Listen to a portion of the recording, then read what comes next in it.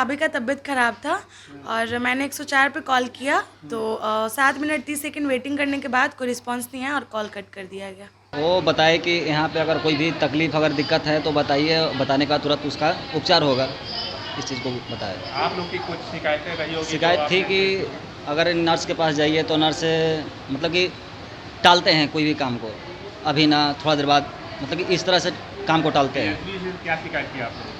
तो एसपी से यही शिकायत की है कि मतलब कि अगर कोई भी कार्य को लेकर जाते हैं दिखाने के लिए तो बोलते हैं कि अभी नहीं थोड़ा देर बाद, मतलब कोई भी काम को लेट से विलम्ब करके करते हैं। तो क्या आश्वासन दिया? वो दिए कि जैसे कि जो आपका कार्य होगा वो होगा, टाइम पे होगा। सबसे पहले मैं ये बताना चाहूँगा कि इस बार डेंगू फीवर जो पिछले 10 साल से मैं प्रैक्टिस कर रहा हूँ, वो मुझे सबसे ज़्यादा केसेस इस साल मुझे मिले हैं।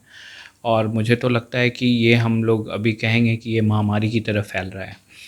इवन मुझे अभी आज ही के दिन मुझे 1-2 दिन का बच्चे में भी प्रॉपर फीवर के साथ, उसे ब्लीडिंग मैनिफेस्टेशन के साथ भी मैंने देखा है। और काफ़ी सारे बच्चे हमारे यहाँ अभी पीआईसीयू में भी एडमिट हो रहे हैं और इवन 2-3 महीने के बच्चे, छोटे बच्चे इवन एनआईसीयू में भी एडमिट हो रहे हैं।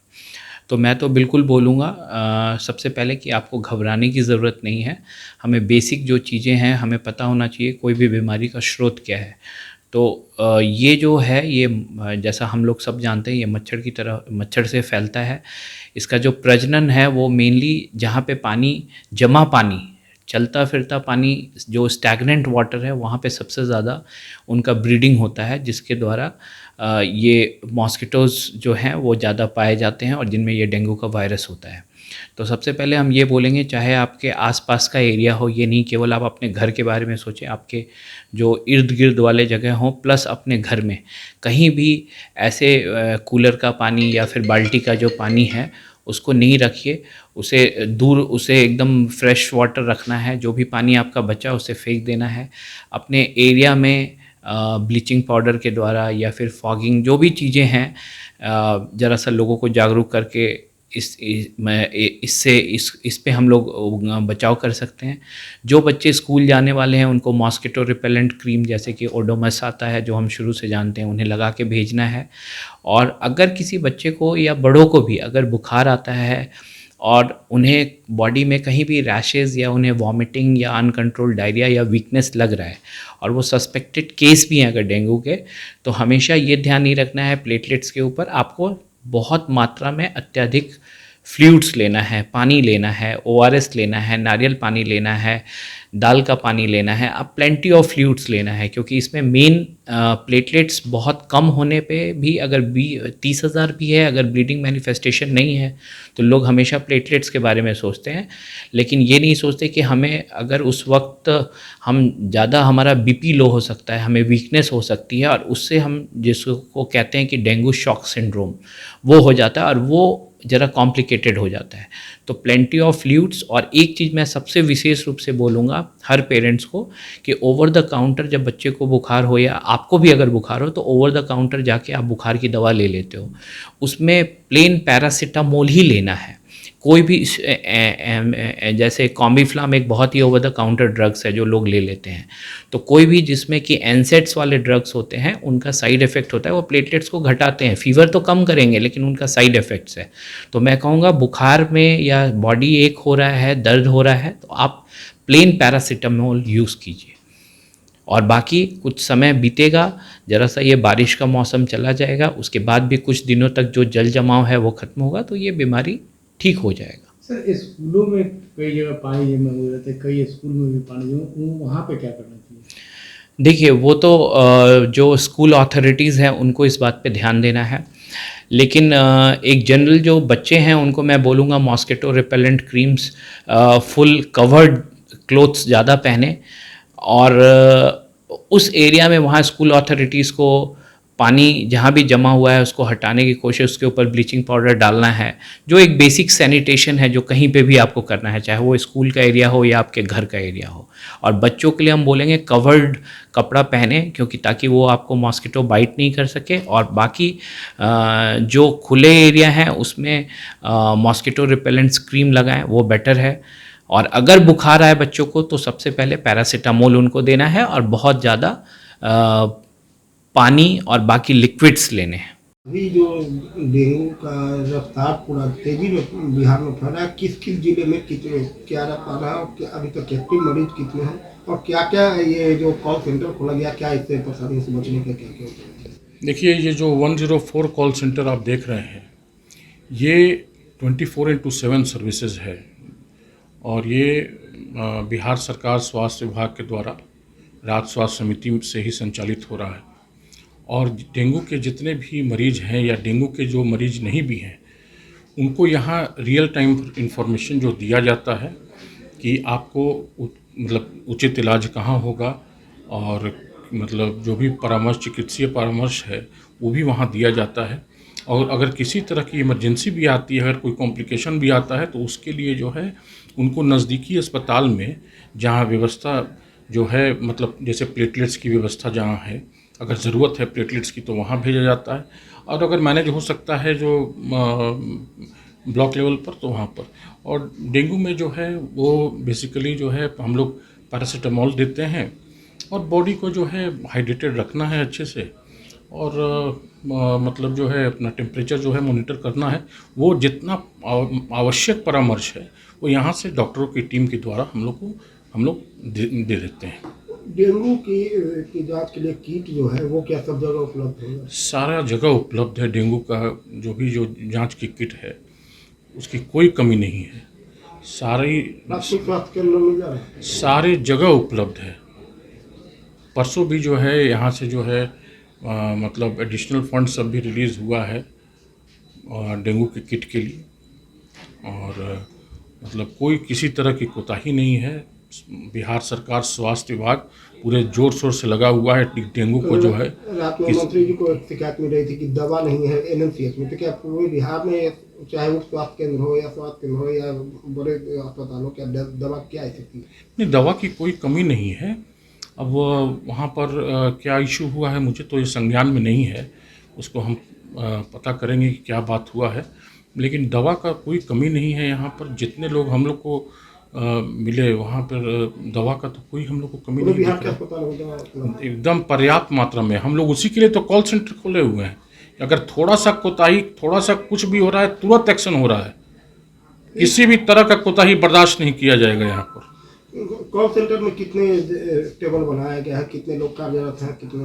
देखिए, शिफ्ट वाइज जो है और टोटली जो है यहाँ पर राउंड द क्लॉक सुविधा दी जा रही है। डॉक्टरों की टीम भी बैठती है और जो कॉल सेंटर आप देख ही रहे हैं, जाके देख लीजिए आप कि 8 डेस्क बना हुआ है यहाँ पर, 8 से 10 डेस्क, और यहाँ पर काम कर रहा है लगातार शिफ्ट वाइज 24/7 सर्विसेज है। कितने लोग इस पर काम कर रहे हैं काउंटर पर? काउंटर पर इस समय तो आप लोगों को कम से आप देख रहे हैं कि 30 लोग काम कर रहे हैं और डॉक्टर की टीम भी लगी हुई है। तो टोटल जो है, 8 घंटे का शिफ्ट है। हाँ, 8-8 घंटे का शिफ्ट में ही लोग काम कर रहे हैं और पूरी सतर्कता बरती जा रही है। किसी भी तरह से कोई कोताही नहीं है। जो अभी डेंगू का जो ऐसी रफ्तार क्या है, क्योंकि कल भी जानकारी मिली थी कि 200 के आसपास के मरीज पाया गया थे पूरे बिहार में। उसका आंकड़ा जो है आपसे तो हम शेयर करेंगे ही, और रफ्तार जो है क्या है, इस पर जो है हम लोग जो भी इन्फेक्टिविटी रेट है, इस पर हम लोग काबू पाने का पूरा प्रयास कर रहे हैं और आशा करते हैं कि जल्द से जल्द इस पर काबू पा लिया जाएगा। सारा विभाग इसमें बिहार सरकार का लगा हुआ है, जोर शोर से लगा हुआ है। बिहार के अंदर डेंगू का प्रकोप जिस तरह से बढ़ रहा है, 3,500 से ज़्यादा लोग बीमार पड़ चुके हैं। कुछ लोगों की मौत भी हो चुकी है। अस्पताल में बेड नहीं मिल रहा है, सही इलाज नहीं हो रहा है, और स्वास्थ्य मंत्री जी बिहार से बाहर आनंद उठाने में लगे हैं, क्योंकि बिहार में उनको इलाज से मतलब नहीं है। अपने पिता को सिंगापुर में इलाज कराने के लिए भेज रहे हैं। बड़े भाई, छोटे भाई बिहार को फिर उसी रसातल में भेज रहे हैं। बिहार के अंदर इस तरह से पूरी स्वास्थ्य व्यवस्था चरमरा गई है। न कहीं सफाई हो रहा है, न फॉक्सिंग हो रहा है। नगर निगम के अंदर भी उसी तरह से अराजकता का माहौल है। 5-5 विभाग ले लिए हैं, संभल एक भी विभाग नहीं रहा है। अब मुख्यमंत्री जी को आनंद आ रहा है, क्योंकि बिहार की जनता जितना परेशान होगी, मुख्यमंत्री जी को लगता है कि हमारा उतना मनोबल बढ़ेगा बिहार के लोगों को सताने से, इसका परिणाम भोगना पड़ेगा। बिहार के लोग डेंगू से करा रहा है और स्वास्थ्य मंत्री जी बिहार के स्वास्थ्य व्यवस्था चरमरा रही है। आप आनंद और मगन मना रहे हैं सिंगापुर में पिताजी को इलाज के लिए भेज करके। बड़े भाई छोटे भाई बिहार के जनता को बीमारी से मुक्त करने के लिए जिम्मेवारी संभालिए। नगर विकास मंत्रालय भी आप ही के जिम्मे है। शहरी क्षेत्र में पूरी गंदगी का अंबार लगा हुआ है। अस्पताल के अंदर इलाज की व्यवस्था और बेड की व्यवस्था नहीं हो रही है। ये बरसात के समय में विशेष सावधानी बरतनी चाहिए थी। 2 माह से ऊपर आपकी सरकार की हो गई, आपने क्या कदम उठाया? जवाब आपको देना होगा, और नहीं संभलता है तो बिहार की जनता फिर जवाब देगी। आपस में सामंजस्य की कमी तो है ही, लेकिन अगर आप ये देखिएगा कि जो ये डेंगू का जो प्रभाव जो बढ़ा है, इसमें बिहार सरकार का बहुत महत्वपूर्ण योगदान है। ना तो टाइम पे फॉगिंग करवाना है इनको, जो नदी और नाले की जो उड़ाही होती है उसको ये लोग ढकते नहीं हैं, जो बरसात की पानी जो जमा हो जाता है उस पर किरोसिन तेल का छिड़काव नहीं होता है। और खबरों से जो मालूम चल के आ रहा है कि अस्पताल में प्लेटलेट्स की कमी है, जिस तरह से कोरोना का हाल था कि बिस्तरों की कमी, डॉक्टर की कमी तो हमेशा से बिहार सरकार में रही है, जिनकी की पोल पट्टी कल तेजस्वी जी ने खोल दिया है। तो ये आपस में सामंजस्य की कमी है और इसका भुगतान हम जैसे बिहारी लोग करते हैं। लेकिन जो स्वास्थ्य विभाग के अधिकारी तो करें कि कोई प्लेटलेट की कमी नहीं है, ना सीट की कमी है, ना दवा की कमी है। भाई अगर कमी नहीं है तो इतनी संख्या में मौतें कैसे हो रही हैं? रिकॉर्ड तोड़ कोरोना के मरीज मिल रहे हैं। आप NMCH चले जाइए, PMCH चले जाइए, जो भी अस्पताल हैं वहाँ पे बिस्तर नहीं मिल रहा है। केवल कहने से तो नहीं होगा ना। अभी 10 दिन पहले एक दैनिक अखबार की बात थी कि अस्पताल प्लेटलेट्स के लिए हाँफ रहे हैं।